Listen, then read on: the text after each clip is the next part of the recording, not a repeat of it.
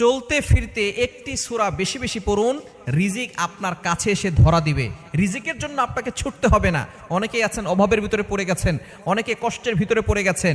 অভাব এমন একটা জিনিস, এই দারিদ্রতা একজন মানুষকে কিন্তু শয়তানের ধোকায় ফেলে দিয়ে সে আস্তে আস্তে ঈমান থেকে দূরে সরে যায়। এজন্য সবসময় আল্লাহর কাছে দোয়া করবেন, আল্লাহ আমাকে এমন দারিদ্রতা দিও না যে দারিদ্রতার কারণে আমার ঈমানের উপরে আসর পরে, ঈমানের উপরে ঘাটতি চলে আসে। এজন্য সবসময় আল্লাহর কাছে দোয়া করবেন যাতে করে আপনি হালালভাবে সঠিকভাবে আপনি ইনকাম করতে পারেন। এজন্য আপনার রিজিকের পিছনে ছুটতে হবে না যদি আপনি একটি সূরা বেশি বেশি পড়েন। নবীজি সাল্লাল্লাহু আলাইহি সাল্লামের কাছে একবার এক গ্রাম্য ব্যক্তি এসে বলতেছেন, ইয়া রাসূলুল্লাহ, ইয়া হাবিবাল্লাহ, আমি টাকা পয়সা ইনকাম করি কিন্তু আমার টাকা থাকে না, আমার টাকার ভিতরে কোনো বরকত নাই। ইয়া রাসূলুল্লাহ, এমন কিছু আমল বলে দেন যে আমলের মাধ্যমে আমার টাকার ভিতরে বরকত হবে এবং আমার ঋণ মুক্ত হবে এবং আমি হালালভাবে সম্পদশালী হতে পারবো।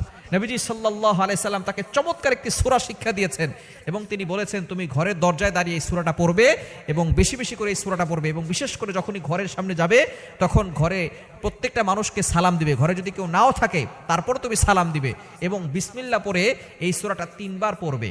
এই সূরাটার আমল যদি তুমি করতে পারো তাহলে আল্লাহ পাক রব্বুল আলামিন তোমার ঘরের ভিতরে রিজিক দিয়ে দিবেন।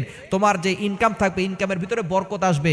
রিজিক নিয়ে তোমাকে টেনশন করতে হবে না, আল্লাহ পাক রব্বুল আলামিন রিজিক তোমার কাছে পৌঁছে দিবে। সূরাটা হচ্ছে সূরা ইখলাস। এই সূরা ইখলাস আমরা সকলে জানি না? কুল হুয়াল্লাহু আহাদ আল্লাহুস সামাদ লাম ইয়ালিদ ওয়া লাম ইউলাদ ওয়া লাম ইয়াকুল লাহু কুফুয়ান আহাদ। এই সাহাবী কিছুদিন আমল করলেন, তিনি যেখানেই যান সেখানে সূরা ফাতিহা, সূরা ইখলাস পড়া শুরু করেছেন এবং ঘরের দরজায় দাঁড়িয়ে যখনই তিনি ঘরে যান বিসমিল্লাহ পড়ে সূরা ইখলাস 3 বার পড়েন।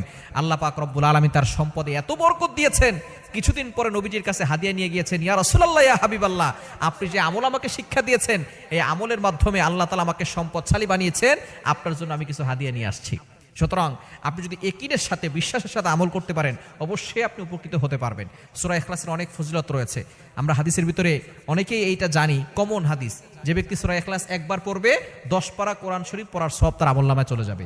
3 বার পড়লে এই কোরআন শরীফ এক খতম করলে যে সওয়াব হয় সেই সওয়াব তার আমলনামায় চলে যাবে। সুতরাং সূরা ইখলাসের অনেক ফজিলত রয়েছে এবং ওমর রাদিয়াল্লাহু আনহু জানিয়েছেন, নবী সাল্লাল্লাহু আলাইহি ওয়াসাল্লাম বলে দিয়েছেন, যে ব্যক্তি 10 বার সূরা ইখলাস পড়বে আল্লাহ তাআলা তার জন্য জান্নাতে একটা প্রাসাদ নির্মাণ করে দিবেন।